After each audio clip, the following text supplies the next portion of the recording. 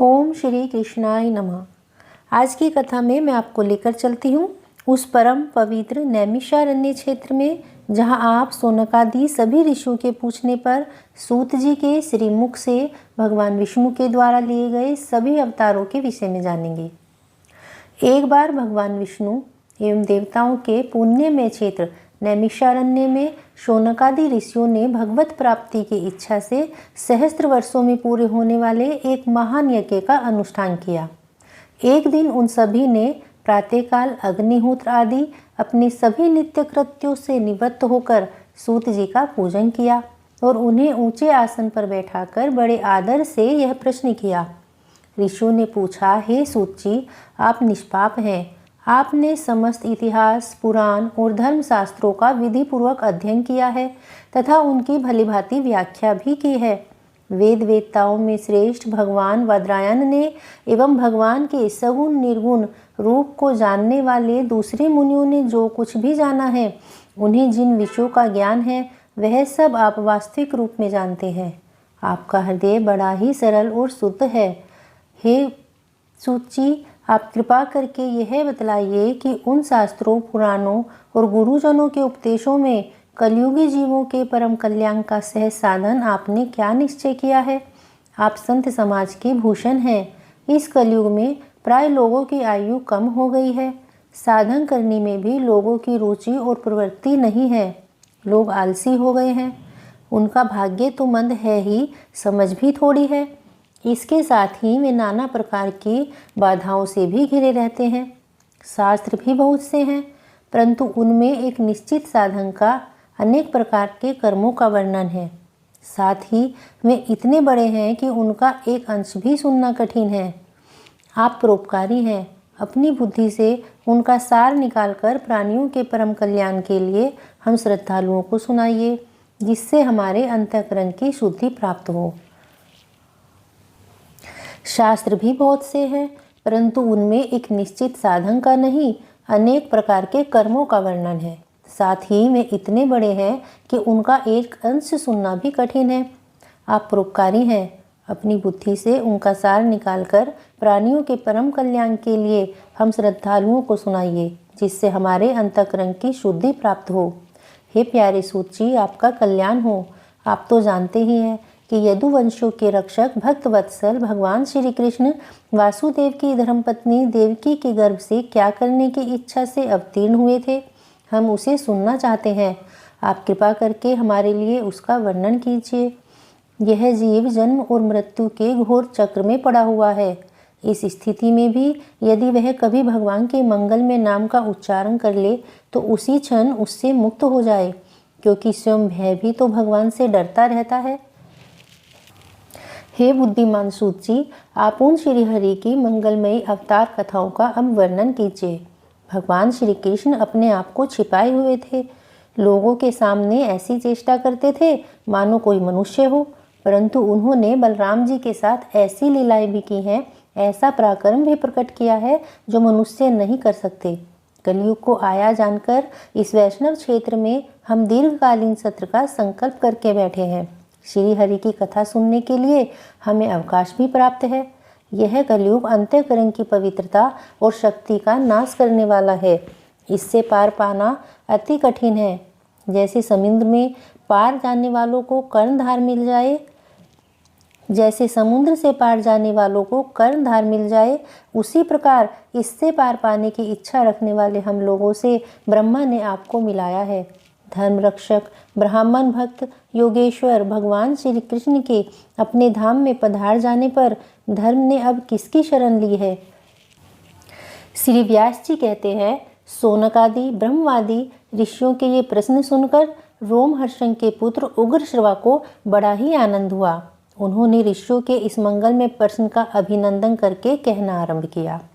सूत जी ने कहा, जिस समय श्री सुखदेव जी का यज्ञोपवीत संस्कार भी नहीं हुआ था, सुंतरा लौकिक वैदिक कर्मों के अनुष्ठान का अवसर भी नहीं आया था, उन्हें अकेले ही संन्यास लेने के उद्देश्य से जाते देखकर उनके पिता व्यास जी विरह से कातर होकर पुकारने लगे, बेटा बेटा। उस समय तन्मय होने के कारण श्री सुखदेव जी की ओर से वृक्षों ने उत्तर दिया, ऐसे सबके हृदय में विराजमान श्री सुखदेव जी मुनि को मैं नमस्कार करता हूँ। यह श्रीमद् भागवत अत्यंत गोपनीय और रहस्यात्मक पुराण है। यह भगवत स्वरूप का अनुभव कराने वाला और समस्त वेदों का सार है। संसार में फंसे हुए जो लोग इस घोर अज्ञान अंधकार से पार जाना चाहते हैं, उनके लिए आध्यात्मिक तत्वों को प्रकाशित करने वाला यह एक अद्वितीय दीपक है। वास्तव में उन्हीं पर करुणा करके बड़े बड़े मुनियों के आचार्य श्री सुखदेव जी ने इसका वर्णन किया है। मैं उनकी शरण ग्रहण करता हूँ। मनुष्यों में सर्वश्रेष्ठ भगवान के अवतार नर नारायण ऋषियों को, सरस्वती देवी को और श्री व्यास देव जी को नमस्कार करके तब संसार और अंतःकरण के समस्त विकारों पर विजय प्राप्त कराने वाले इस श्रीमद् भागवत महापुराण का पाठ करना चाहिए। हे ऋषियों, अपने संपूर्ण विश्व के कल्याण के लिए यह बहुत ही सुंदर प्रश्न किया है, क्योंकि यह प्रश्न श्री कृष्ण के संबंध में है और इसे भली भांति आत्मशुद्धि हो जाती है। मनुष्यों के लिए सर्वश्रेष्ठ धर्म वही है जिससे भगवान श्री कृष्ण में भक्ति हो। भक्ति भी ऐसी जिसमें किसी प्रकार की कोई कामना ना हो और जो नित्य निरंतर बनी रहे। ऐसी भक्ति से हृदय आनंद स्वरूप परमात्मा की उपलब्धि करके कृतकृत्य हो जाता है। धर्म का फल है मोक्ष। उसकी सार्थकता अर्थ प्राप्ति में नहीं, केवल धर्म का फल होता है मोक्ष, और उसकी सार्थकता अर्थ प्राप्ति में नहीं है। अर्थ केवल धर्म के लिए है। भोग विलास उसका फल नहीं माना गया है। भोग विलास का फल इंद्रियों को तृप्त करना नहीं है, उसका प्रयोजन है केवल जीवन निर्वाह। यही कारण है कि अपने अपने वर्ण तथा आश्रम के अनुसार मनुष्य जो धर्म का अनुष्ठान करते हैं, उसकी पूर्ण सिद्धि इसी में है कि भगवान प्रसन्न हो। इसीलिए एकाग्र मन से भक्त वत्सल भगवान का ही नित्य निरंतर श्रवण और कीर्तन करना चाहिए। हे शौनक आदि ऋषियों, पवित्र तीर्थों का सेवन करने से महान सेवा और तदनंतर श्रवण की इच्छा और फिर श्रद्धा, तत्पश्चात भागवत कथा में रुचि होती है। भगवान श्री कृष्ण की यश का श्रवण और कीर्तन दोनों ही पवित्र करने वाले हैं। वे अपनी कथा सुनने वालों के हृदय में आकर स्थित हो जाते हैं और उनकी अशुभ वासनाओं को नष्ट कर देते हैं। इस प्रकार भगवान की प्रेममयी भक्ति से जब संसार की समस्त आसक्तियाँ मिट जाती हैं, हृदय आनंद से भर जाता है, तब भगवान के तत्व का अनुभव अपने आप हो जाता है। हृदय में आत्मस्वरूप भगवान का साक्षात्कार होते ही हृदय की ग्रंथियाँ टूट जाती हैं, सारे संदेह मिट जाते हैं और कर्म बंधन क्षीण हो जाता है। सभी वेदों का तात्पर्य श्री कृष्ण में ही है। यज्ञों के उद्देश्य श्री कृष्ण ही हैं। योग श्री कृष्ण के लिए ही किए जाते हैं और समस्त वेदों का तात्पर्य श्री कृष्ण में ही है। यज्ञों के उद्देश्य भी श्री कृष्ण ही हैं। योग भी श्री कृष्ण के लिए ही किए जाते हैं और समस्त कर्मों की समाप्ति भी श्री कृष्ण में ही है। ज्ञान से ब्रह्म स्वरूप श्री कृष्ण की ही प्राप्ति होती है। तपस्या भी श्री कृष्ण की प्रसन्नता के लिए ही की जाती है। श्री कृष्ण के लिए ही सभी धर्मों का अनुष्ठान होता है और सभी गतियाँ श्री कृष्ण में ही समा जाती हैं। श्री सूत जी कहते हैं, सृष्टि के आदि में भगवान ने लोक के निर्माण की इच्छा की। इच्छा होते ही उनके महत्व आदि से निष्पन्न पुरुष रूप ग्रहण किया। उसमें से 10 इंद्रियां, 1 मन और 5 भूत, ये 16 कलाएं थीं। श्री सूत जी कहते हैं, सृष्टि के आदि में भगवान ने लोकों के निर्माण की इच्छा की और इच्छा होते ही उन्होंने महत्त्व आदि से निष्पन्न पुरुष रूप ग्रहण किया। उसमें 10 इंद्रियां, 1 मन और 5 भूत, ये 16 कलाएं थी। उन्होंने कारण जल में शयन करते हुए जब योग निद्रा का विस्तार किया, तब उनके नाभि सरोवर में से एक कमल प्रकट हुआ और उस कमल से प्रजापतियों के अधिपति ब्रह्मा जी उत्पन्न हुए। भगवान के उस विराट रूप के अंग प्रत्यंग से ही समस्त लोकों की कल्पना की गई है। यह भगवान का विशुद्ध सत्य में श्रेष्ठ रूप है। योगी लोग दिव्य दृष्टि से भगवान के उस रूप का दर्शन करते हैं। भगवान का वह रूप हजारों पैर, जांघें, भुजाएं और मुखों के कारण अत्यंत विलक्षण है। उसमें सहस्त्रों सिर, हजारों कान, हजारों आँखें और हजारों नासिकाएं हैं। हजारों मुकुट, वस्त्र और कुंडल आदि आभूषणों से वह उल्लसित रहता है। भगवान का यही पुरुष रूप, जिसे नारायण कहते हैं, अनेक अवतारों का अक्षय कोष है। इसी से सारे अवतार प्रकट होते हैं। इस रूप के छोटे छोटे अंश से देवता, पशु पक्षी और मनुष्य योनियों की सृष्टि होती है। उन्हीं प्रभु ने पहले कुमार सर्ग में सनक, सननंदन, सनातन और सनत कुमार इन 4 ब्राह्मणों के रूप में अवतार ग्रहण करके अत्यंत कठिन अखंड ब्रह्मचर्य का पालन किया।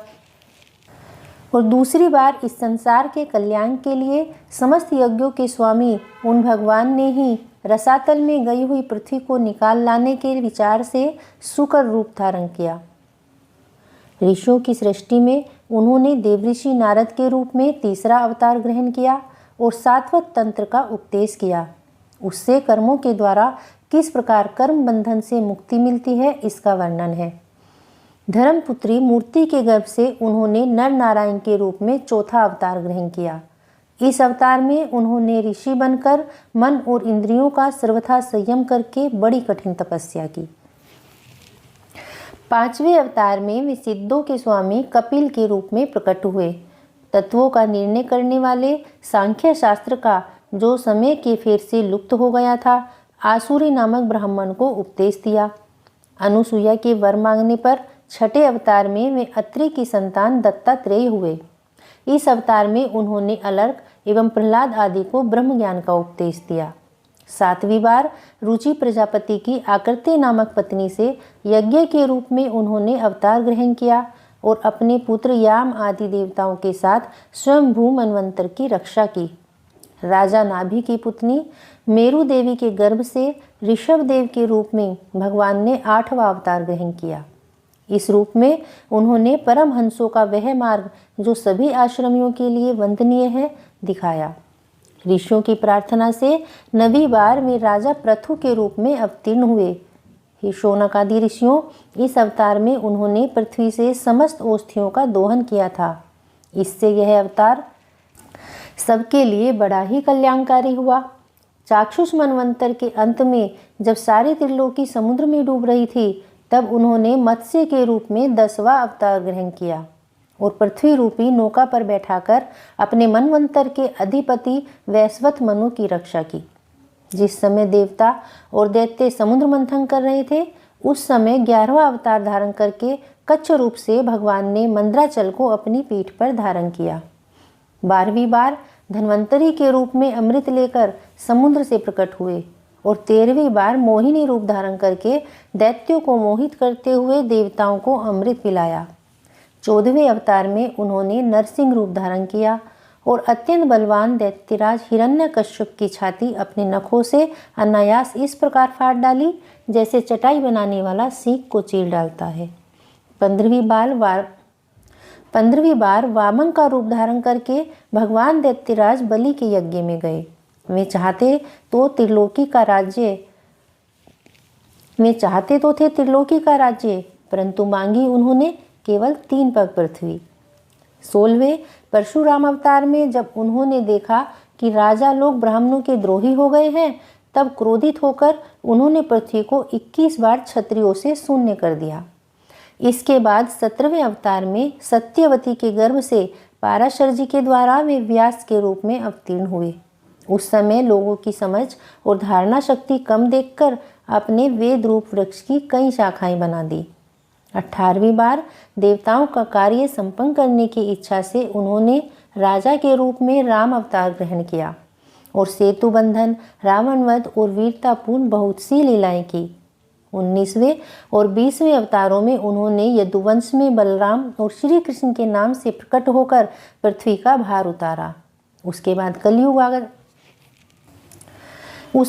कलयुग आ जाने पर मगध देश में देवताओं के द्वेषी दैत्यों को मोहित करने के लिए अजन के पुत्र रूप में आपका बुद्ध अवतार होगा। इसके भी बहुत पीछे जब कलयुग का अंत समीप होगा और राजा लोग प्राय लुटेरे हो जाएंगे, तब जगत के रक्षक भगवान विष्णु यश नामक ब्राह्मण के घर कल की रूप में अवतीर्ण होंगे। हे शौनकादि ऋषियों, जैसे अगाध सरोवर से हजारों छोटे छोटे नाले निकलते हैं, वैसे ही सत्वनिधि भगवान श्री हरि के असंख्य अवतार हुआ करते हैं। ऋषि, मनु, देवता, प्रजापति, मनुपुत्र और जितने भी महान शक्तिशाली हैं वे सब के सब भगवान के ही अंश हैं। ये सब अवतार तो भगवान के अंशावतार अथवा कलावतार हैं, परंतु भगवान श्री कृष्ण स्वयं भगवान ही हैं। जब लोग दैत्यों के अत्याचार से व्याकुल हो उठते हैं तब युग युग में अनेक रूप धारण करके भगवान उनकी रक्षा करते हैं। भगवान के दिव्य जन्मों की यह कथा अत्यंत गोपनीय और रहस्यमयी है। जो मनुष्य एकाग्रचित्त से नियम पूर्वक सायंकाल और प्रातःकाल प्रेम से इसका पाठ करता है वह सब दुखों से छूट जाता है। भगवान वेद व्यास ने यह वेदों के समान भगवत चरित्र से परिपूर्ण भागवत नाम का पुराण बनाया है। उन्होंने इस महान पुराण को लोगों के परम कल्याण के लिए अपने पुत्र को ग्रहण कराया और सुखदेव जी ने राजा परीक्षित को यह सुनाया। उस समय में परम ऋषियों से घिरे हुए आमरण अनशन का व्रत लेकर गंगा तट पर बैठे हुए थे। हे शौनक आदि ऋषियों, जब ब्रह्मा जी जब महातेजस्वी श्री सुखदेव जी महाराज वहाँ इस पुराण की कथा कह रहे थे तब मैं भी वहाँ बैठा था। वहीं मैंने उनकी कृपापूर्ण अनुमति से इसका अध्ययन किया। मेरा जैसा अध्ययन है और मेरी बुद्धि ने जितना जिस प्रकार इसको ग्रहण किया है उसी के अनुसार मैं इसे आप लोगों को सुनाता हूँ। इसी के साथ श्रीमद् भागवत महापुराण के प्रथम स्कंद के 3 अध्याय समाप्त होते हैं। आगे के अध्याय लेकर फिर से आप सबके समक्ष प्रस्तुत हो जाऊंगी। तब तक के लिए जय श्री कृष्ण, राधे राधे।